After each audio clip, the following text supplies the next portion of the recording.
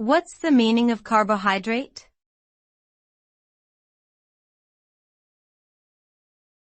Carbohydrate.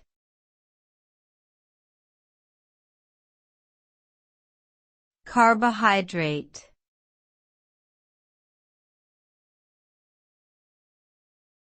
Carbohydrate.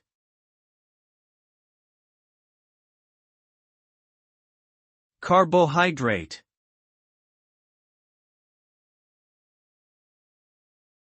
Carbohydrates are a type of biomolecule composed of carbon, hydrogen, and oxygen atoms.